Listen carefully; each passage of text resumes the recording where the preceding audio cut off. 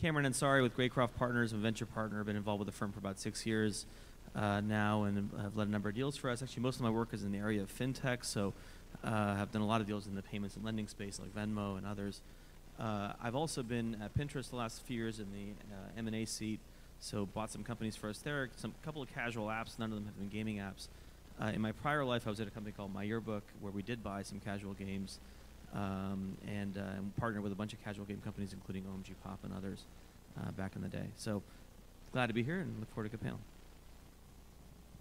Hi, so my name is Cesar. I'm a co-founder of Fanatee. We are a game development and self-publishing company.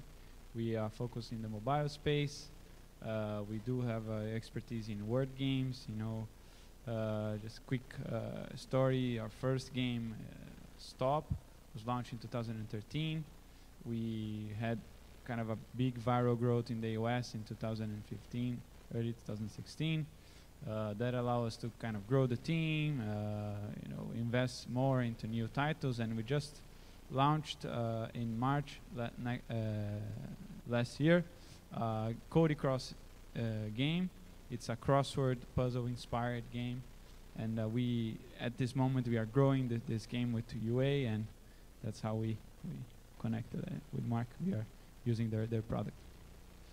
Cool. And one interesting thing that you know, we're seeing more and more, and Cesar can talk a little bit more about this, is with Cody Cross, they've actually implemented a subscription model, which, you know, Apple and Google only made available to games maybe a year and a half ago, and so they've already innovated in that space as well. And for a lot of people here, if you're familiar with subscription apps, you know, you can increase LTV pretty dramatically, and so that might be something we dig into as well in the context of monetization and growth.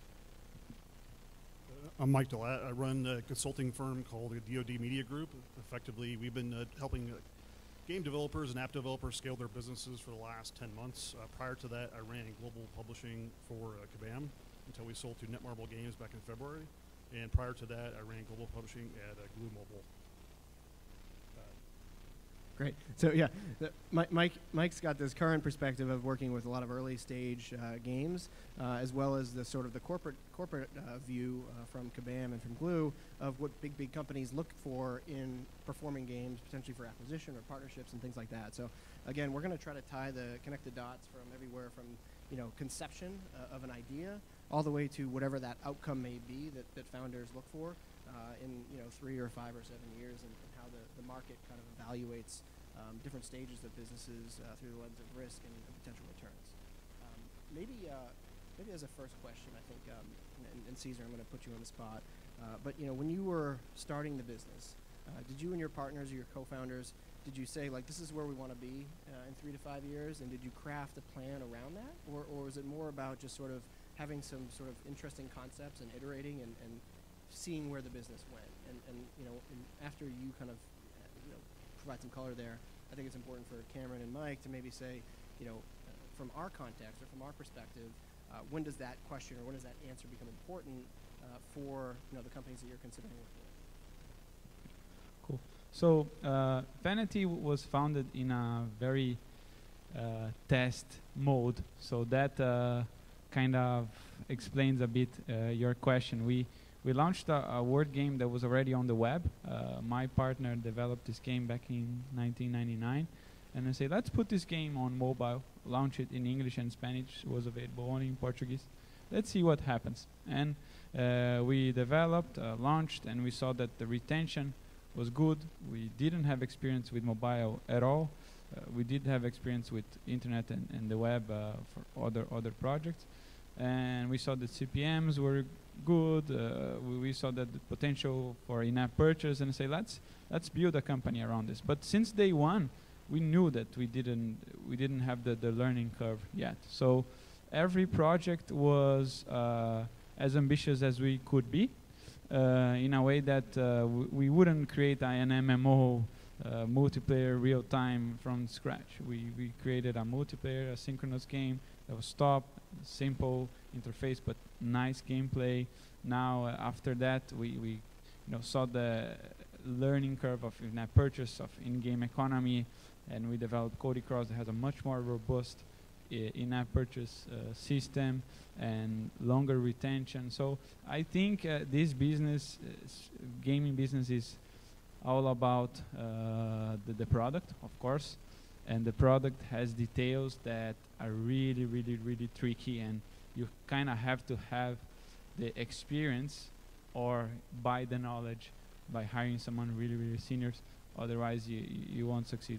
There are, of course, scenarios where you kind of get lucky, but this is 1 in a million, and this is not a sustainable strategy. Yeah. So in the context of the big vision, it was more about learning as a business and growing incrementally and seeing where that path went. Yeah. And but just to add one thing is, of course, as we grow, we kind of see the niches of the market and where the opportunities are, and now we kind of have a much better vision of where we want to go.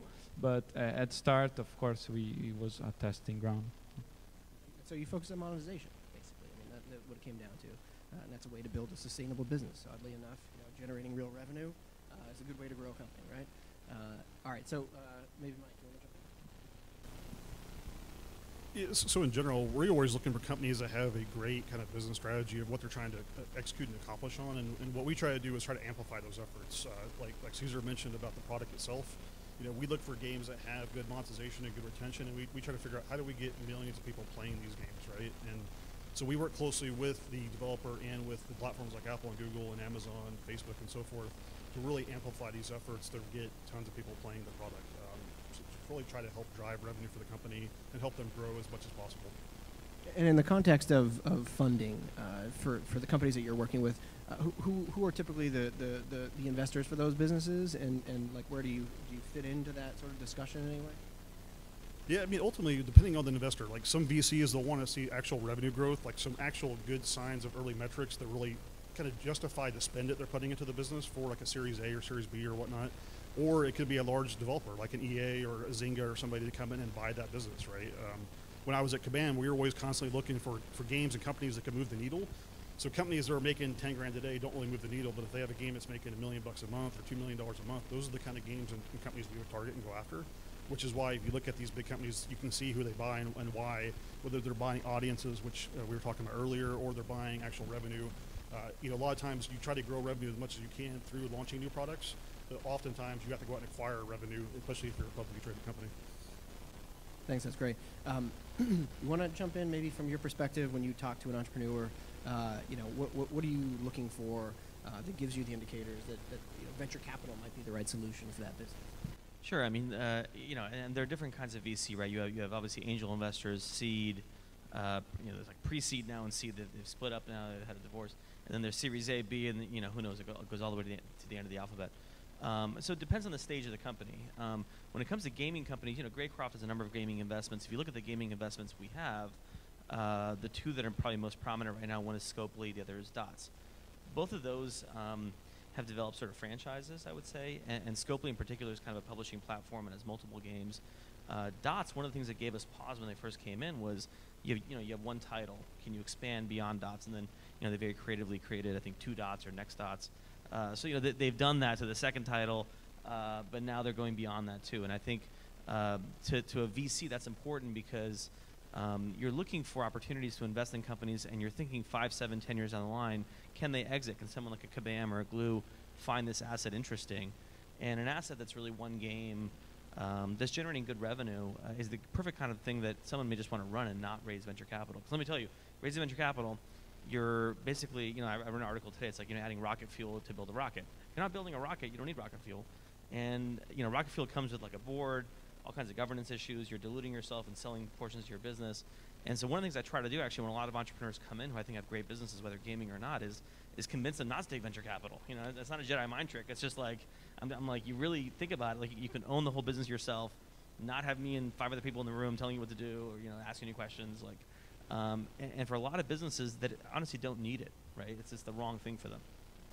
Would you say that for a gaming company to really be successful and create venture capital type returns, right? So not only raise venture capital, actually create those returns that justify additional, funds going into the business or other companies that are similar. Do they have to actually become brands of some sort beyond just being a game company? Do they have to have some sort of a retail presence? If you think about, Angry Birds, for example, became just a multi-platform, multi-product business. Is that sort of fundamental to, if you want to build a venture-backed gaming company, you have to, or there's a high likelihood that you will need to expand beyond just being a gaming company? I think so. I mean, I think if you want to build a big business, it's got to become a franchise. And you have to have IP. You have to have cross-promotion between different platforms. You'll see games that are on Android and iOS and then expanding to console or something else. You'll see things that are doing merchandising. And certainly that's something that's important because, again, I think you can have a perfectly great business as an entrepreneur, excuse me, with one game, maybe two games that are generating good revenue, but you don't necessarily need to raise venture funding or have a venture type outcome with that type of a business. And those are we see games like that I think are perfectly great businesses, but again, just not necessarily right for venture. A theme that we sort of talked about in the description for the panel is this concept of the right tool for the job, right? So if you were to ask a software engineer, right, a computer programmer, what's the best programming language just in general? The ones who have experience will tell you, well, it's all about choosing the right programming language for the purpose through which you're using that code or that language. We think about funding in the same way. There's different tools for different jobs, and so one of the things that it's important for us to understand, or for founders or entrepreneurs to understand, is when that tool becomes the right tool for the job at hand. And I think maybe, Cesar, given your experience with Fanatee, you've evaluated different tools for the job at different times. Maybe first say, in your experience, does anyone fund the idea phase of the business? And if the answer is yes or no, what comes next? And at what point in the growth of your business did you start evaluating other types of funding, or is it always something that you're aware of? Maybe just a little bit of context there to help out. So in terms of funding, in the early stages, it's really dependent much more on the people than the ideas. I think it's very unlikely for anyone to fund an idea based on the idea itself. This is, I never seen that happen, and it's all about execution in the beginning, and like I said here, your capacity to execute and iterate and learn. So that makes much more sense. If you seek funding in the early days, seek with people that know you, seek with people that know your work, and you're probably gonna do a better job doing that. And as we evolved, I really see a clear picture of funding for Fanatee now, as we kind of went from having seed stage with people that we know, that knew us from before. We spent that money really, really fast, much more than we expected. We went to a bootstrapping phase where we're really, really tight on cash and still trying to grow Stop. We went to a position where we had a decent amount of cash because Stop went viral and grew a lot. And now we are in a position where we want to grow a game with marketing because we have a solid product and we needed money. So the decision here is, I have a product, I have a solid economics, I know when I can expect the return, so maybe this is a lower risk. Maybe no, this is a lower risk. So equity fundraising would not be ideal. So we seek other alternatives like the Mark's product and also internal funding via debt, which is I'm gonna spend X amount for that user, and I'm gonna get that in 6-12 months back. Everything is good about working with tech is that everything is pretty measurable. But when you want to grow your studio, develop new titles, maybe go into a new genre, this is, in my view, where the equity would be more suitable. And this is kind of the stage where we are right now. Can I ask you a question, though? So when you're doing this 6-12 month, I'm going to invest and get the returns later. If you don't take equity and you don't use Mark's product or something similar, what are you doing? Like credit card debt? Are you doing personal financing? Like, how are you paying for that? Yeah, so you could, use your suppliers as kind of funding, of course, always, in an ethical way. We did that. You can use credit card, which gives you around 30 days to pay, but in the end is putting as much money as you can to grow, and with debt, we're doing that faster. And why we want to do that faster? That's actually a good question. Because we have the ambition to impact a lot of people. We know that the gaming space is absolutely competitive. If we don't grow, eventually someone could do. So that's my view. And maybe Mike, in the context of a solution that isn't specifically funding, for a company like Fanatee, how would you structure an engagement with them to help them, again, with the goal of growing the business? Resources are time, resources are money, resources are expertise in your case.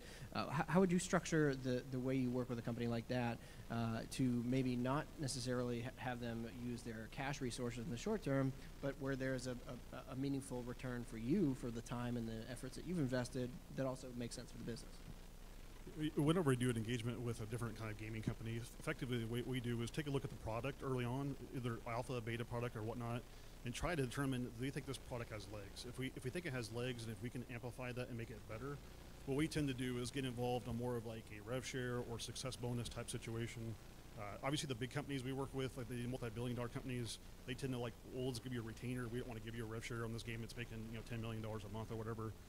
But for the small guys, they can't afford to do that, right? So that's how we tend to get involved. Is like there's no money up front. If the game's successful, we make money. If it's not, we don't. Therefore, we're incented and aligned with you to make it make money. So that's how we tend to get engaged with all the indie developers we work with. And maybe transition a little bit here from just purely like funding at different stages to again from the perspective of entrepreneurs and also from investors.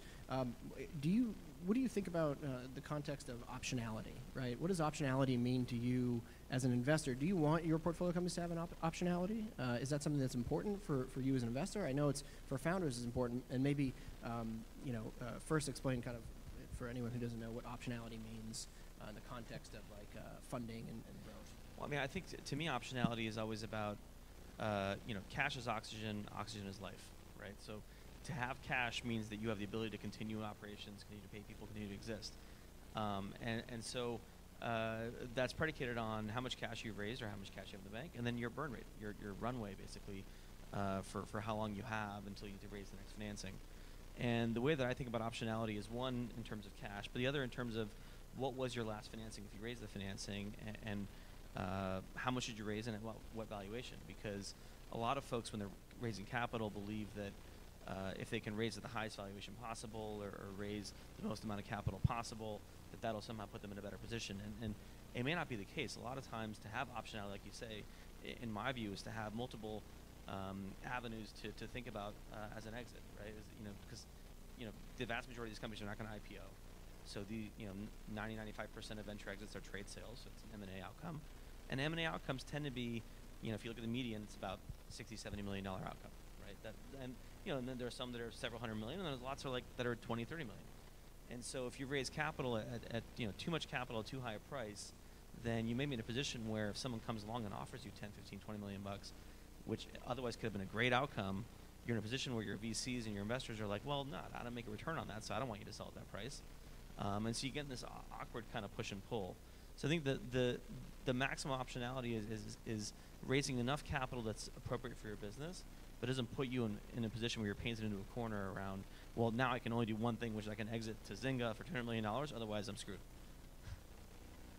Cesar, any thoughts on that, the way you've approached making sure you have the options when the time is right? You mean about having the options when to exit? Having the option to take different types of funding or no funding at all at different points in time as you grow the business, right? So, yeah. So you've talked a lot about iterating on testing things and then evaluating success and then moving forward. At the point at which you make a decision to move forward, if you have multiple options and one of those options might be no funding at all, is that important for you in figuring out where you want to reevaluate what's next? Yeah, I think specifically with getting VC money, there's one decision that you're making that you're probably very hard to, take back.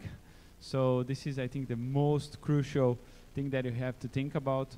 I think that's a great analogy, putting the fuel and building the rocket ship. So you actually gonna have to scale the company in a way and go into a direction that's gonna be much more stressful, much more work. So you have to have that vision, and I think this is the most important thing to think about.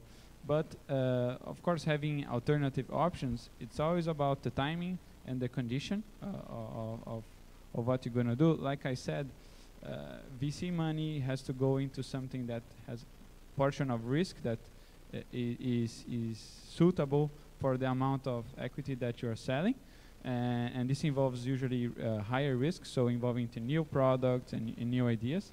But it always comes with a price of, you know, you're gonna have to build a company that can do 10x, 100x for the investor, and this is not a trivial thing, you know, especially in the game development world. That there's a lot of indie developers that kind of have the vision of building this game, the artistic vision, and that's not only that's not what you're gonna have to do. You're gonna have to build a solid business. There's a pretty well-known saying that debt is cheaper than equity, right? And you sort of alluded to that, but you know, a lot of entrepreneurs don't necessarily have that perspective where, you know, if I'm just going to sell equity, well, you know, I'm going to give you a little bit of my company, but it's not really worth anything now anyway. So I'm going to raise as much equity as I can to try to like hope for the best and shoot for the fences. How do you think about this idea of debt being cheaper than equity? Do you measure it in such a way where you actually project out the value of every piece of the business, every share of stock, and then evaluate the potential of that value versus what you may be trading off for debt, where you actually have a cost associated with it that will get repaid? I mean, do you model that out? Do you think through that?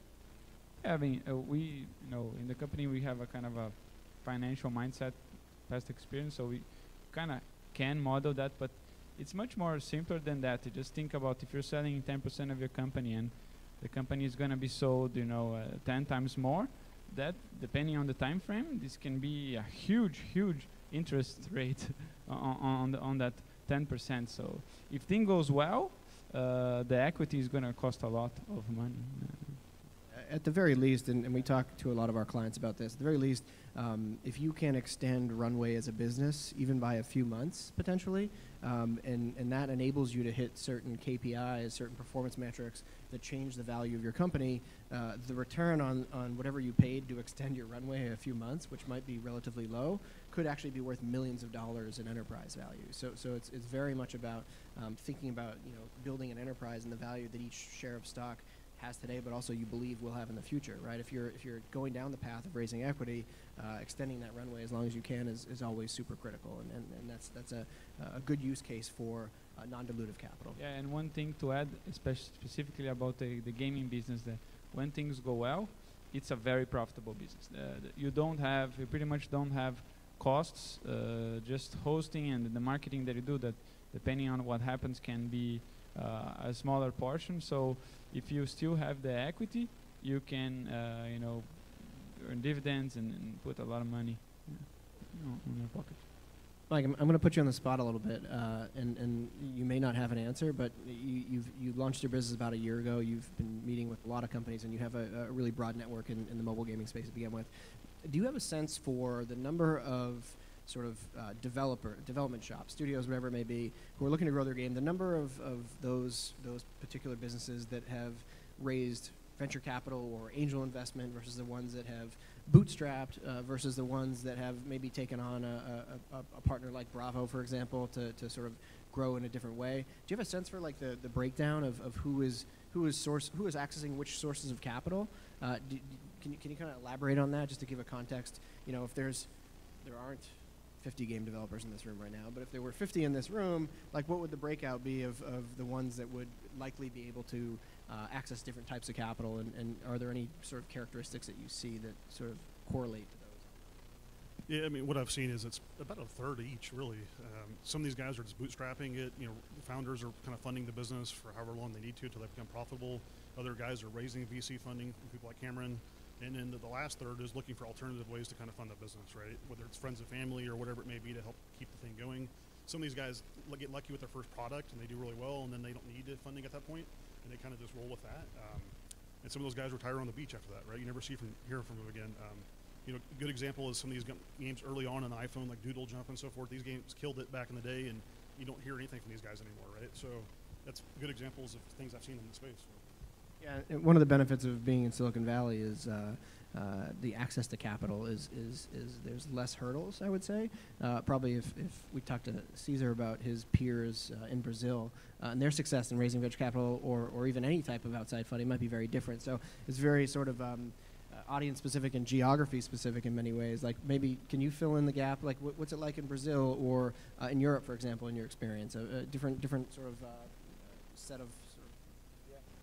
So first of all, the gaming industry in Brazil is very underdeveloped. So we are, along with a few companies that did well, one of the pioneers. So it's to explain about the gaming business to investors.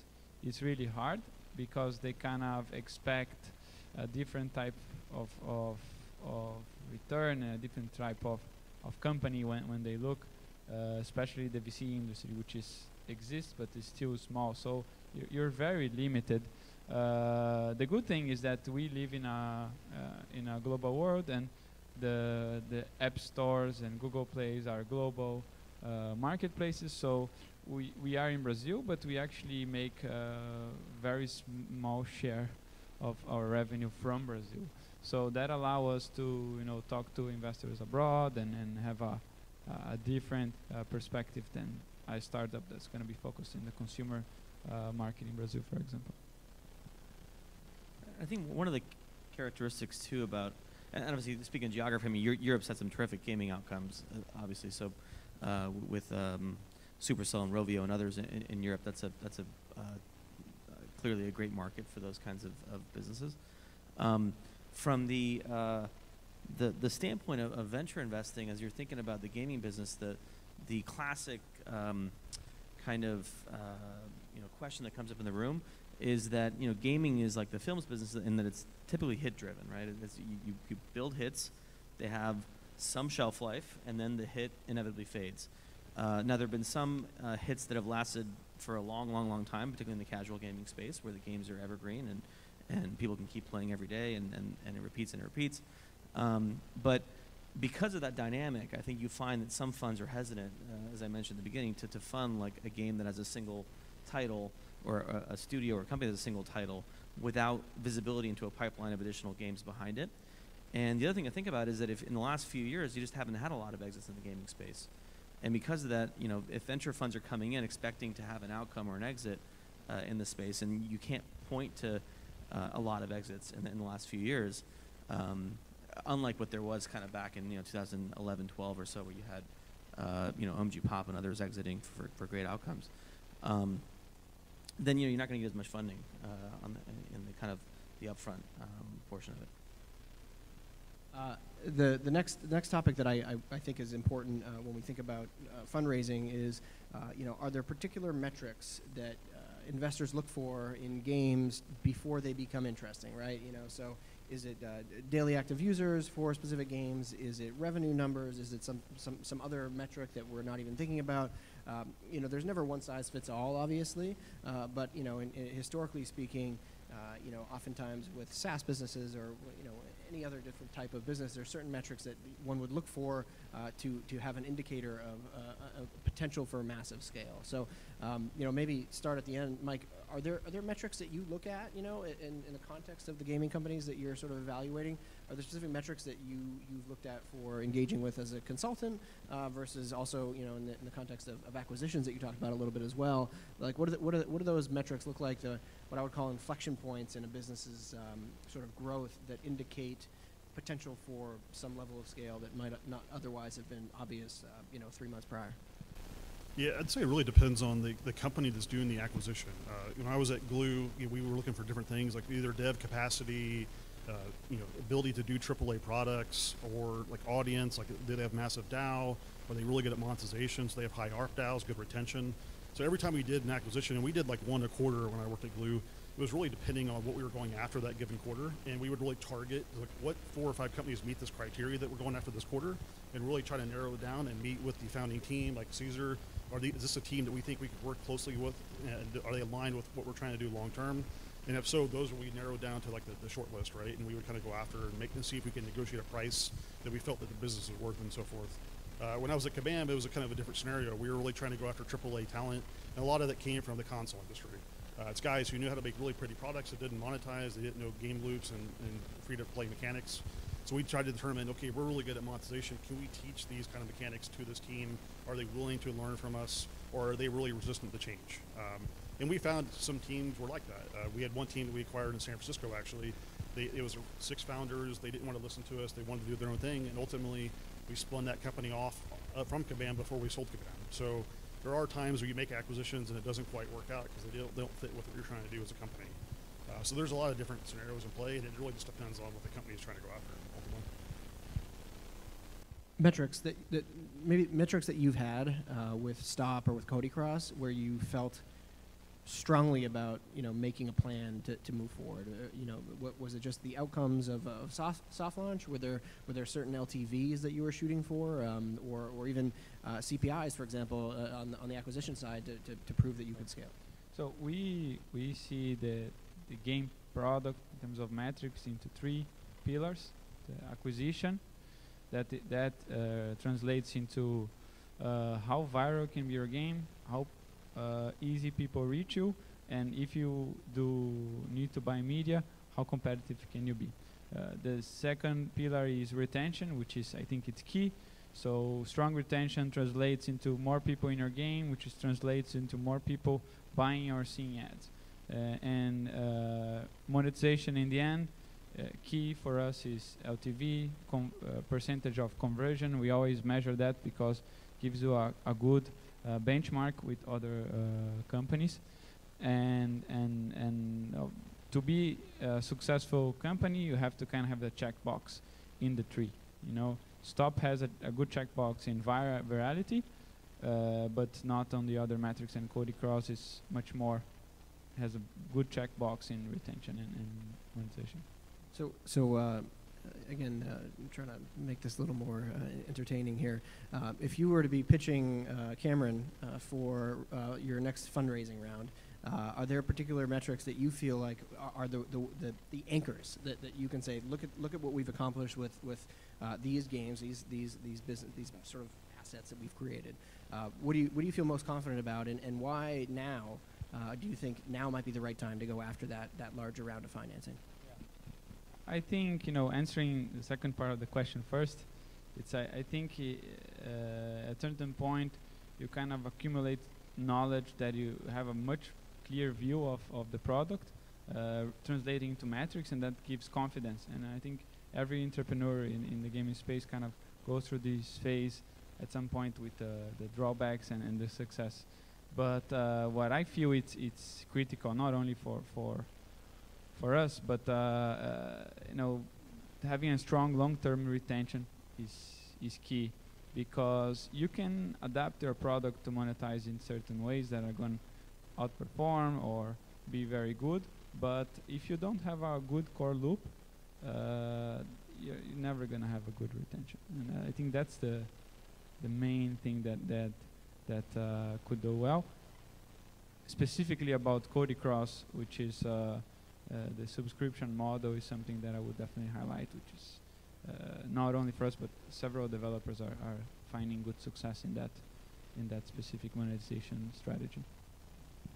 Maybe, Kamran, what's interesting about Greycroft is you have a partner that has been very active in gaming and made a lot of high-quality gaming investments. Also recently spun out a fund, a separate fund or a sister fund that also invests, but at a different time. Can you kind of contextualize why one fund is specifically looking at a certain timing, a certain stage, what the sort of parameters around investment decisions are for the new fund? Maybe tell everyone what that is, but also how that relates to past experience with the existing the primary fund. Sure. I mean, I think one of the things that we and the fund is called Tracker. The venture partner who runs that group is John Goldman. He's walking the floor here. You'll see him. He's got glasses and a Greycroft, I think, hoodie on. So Tracker is a small side pocket fund next to Greycroft that invests in gaming, AR and VR. He tends to do earlier stage investments. And one of the reasons that we set up that vehicle was that at the early stages, you asked about metrics. It can be really hard to tell sometimes at very early stages whether something's working or not. But you love the team, you love the concept, you see mock-ups of the game, or you see kind of initial traction, and you want to make an investment. So I think that's where that vehicle was set up. And it writes just smaller checks, right? So you're doing kind of more angel seed rounds in earlier stage companies. These are products on the market, though, primarily, right? Primarily, I mean, but there are a couple of things he's invested in that are out there. I think one of the deals that we did out of that fund is a was that like BattleBots company, or it's like big like pack of robots that fight each other. So I think that was like a concept stage when we invested. He's done some AR and VR things that are more concept stage, and but the metrics that we look at both in that fund and in the large cap fund, which large cap being kind of Series A, are the same ones you guys talked about: monthly active user, daily active user, kind of DAU to MAU breakdown, engagement or session lengths, total downloads, retention metrics, and then CAC to LTV, as you talked about. I think the one metric that's the squishiest and most controversial these days is CAC, because I think everyone calculates CAC a little differently. So trying to get the consistency on CAC is a big issue right now, where we try to double click and say, well, what are you exactly counting in there? What's being excluded? Are you counting headcount or not? And everyone's got a different viewpoint on that. So I think that's the one that we find that people try to kind of define in different ways.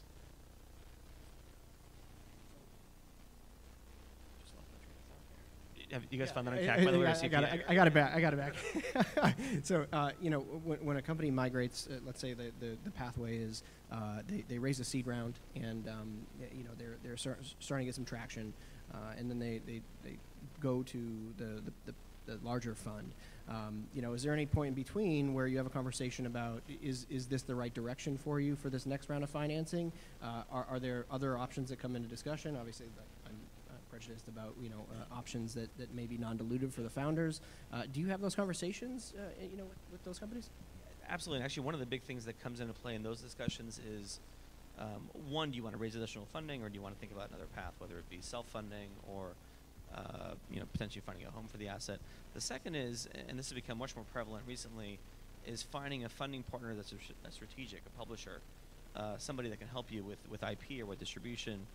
And so we're seeing more and more folks like Tencent and others coming into earlier stage companies and becoming a funding partner, which I think can make a lot of sense for a gaming business, because then you get the strategic help as well, as opposed to going to a pure venture fund. And are you okay with your portfolio companies sort of, I would say, selling a little bit of the upside in a relationship like that? Because it's almost like this uncapped future returns for that partner that definitely will decrease the value of the organization, because they haven't built the in-house expertise to sort of develop that aspect of the business. Is that something that you're okay with, depending on where the company is and what the founders want to achieve? Is it?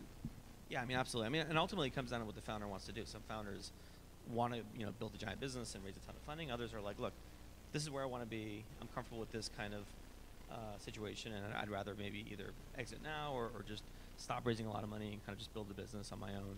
And we've seen that, right? I think, and it happens. But ultimately, the founder dictates kind of where the Cesars of the world dictate where the direction of the company goes. Because as an investor, you can only do so much. You can't. And maybe talk a little bit about corporate governance as it relates to fundraising from different sources. So Braavo, we're non-dilutive. We certainly don't take a position on the board or an observer seat. We've built a reporting that's totally automated. We don't even need manual reports from our customers, but that's sort of one end of the spectrum. How does raising funds from an investor who is taking an active role in sort of the governance side of the business, how does that affect decision making? Obviously, like as you said, you can't change, specifically change a founder's mind about how to build their business. But where does governance? But fit I wish in? I could. Where does governance fit in? Because that's like it's one of the trade-offs that you make when you take on outside equity investors. Is you're giving up some form of control. It might not be 100% tangible or actionable control necessarily, depending on the number of board seats and a variety of other provisions. But like, how do you think about that for the company? Well, the thing to keep in mind is that when a venture fund puts money into a business, it's not like me and the partners are sitting around. We put in some of our own money too, sure, but the money that's really being put in is like the state of California teachers, or the DuPont endowment, or the Ford Foundation, or and these folks want responsibility and governance. It's not like they just want checks being written and then a year later we come back to them and say we're not sure how the company's doing. So in order to have that level of oversight and governance, there's a board, There's data that's expected where people submit data to us every few weeks or once a month with financials and what have you. The board typically has 1 or 2 investors on it, an independent, and then the founders. Boards don't, in my experience, have dramatic kind of 3-2 votes where somebody this crazy company direction gets decided. But there's influence that happens there, and there's situations where I think there are founders that ultimately want to drive their own business, don't want to really, they became founders in order to be independent, right? And they don't want to have 3 people coming around and asking them what they're doing and looking for data and things like that. So it's a trade-off. Something I think is not very well known, even in some cases from founders who have raised money, is what are the specific decisions that a board that you need board approval for in this context? There are very specific decisions that a company, maybe just for the benefit of everyone, what do you think about those that raise to board level decision making? Yeah, it tends to be hiring, firing of senior execs, fundraising or raising of capital over a certain amount, change of control, so if you're going to sell the company. It's things like that. It's not like we're going to move to a new office or we're going to hire this new guy who's our director of business development. That kind of stuff typically does not bubble up. It's things that have to do with ownership and stock and money. Usually money, frankly, right? It's about raising money, losing money, raising debt, spending cash, and then issuing options. So most board meetings you go to, the last part of the board meeting will be when the board approves new grants of RSUs or options to employees. Just to add something on the founder side, which is what can be the good part of having a VC apart from the money, which is we think about Fanatee as a company that we want to grow globally, and if having partners, anyone that already had a company before know that having partners is not easy, but if you have a good partner, then the thing really adds value. So growing a company to a global stage, if I have a partner that's a VC that can help us get there, or getting us more contacts with the top companies that can help us establish new boundaries for our games, or getting IP, these kinds of things that has to be on the table. And we always thought about raising money, or I want the money and nothing, or I want the money plus added value. That's the thing. Well, and to be fair, a lot of investors will pitch added value up front, but the execution is really where it matters. And so, regardless of what type of funding option that you're choosing as an entrepreneur, you need to do your own due diligence on not just the money, but where the money is coming from, and what those partners will deliver to you in value that go beyond the money. It's the adage that capital comes with faces. And even in the context of a venture firm, it's the firm name is behind the company, but really it's the partner. It's the partner. So it really is that personal relationship. And we're Braavo. We're growing pretty rapidly, but we try to still have a personal relationship with the founders with whom we work, because it's we're building a story of success in the context of our customers, and it's the same thing with venture funds or consulting groups. If you can tell good stories of success through the lens of the companies with whom you're working, that's going to really, I think, move the needle. And that's why we're here, because there isn't one specific path for success for any business. Success is what you define as an entrepreneur, and funding is certainly an important part of that, but it's not the only part. Maybe I'm curious, Mike, do you ever get involved at corporate level decision making for the companies you're working with? Do you take equity? Do you even take a board observer seat, for example? Is that anything that you've ever done before? Yeah, I've been on the advisory board for some companies before, and we definitely have gotten involved in that in some aspects of the past. And from my own experience, I've been in several board meetings at Kabam and Glue and so forth. So, to Cameron's point, it does really matter who you raise money from. You try to think okay, you're giving me a check for $5 million, $10 million, whatever. But ultimately, I try to think about too, how can these companies help me unlock doors and open up opportunities, right? And some of the investors we had at Kabam, for example, were Google and Warner Brothers and Alibaba, for example.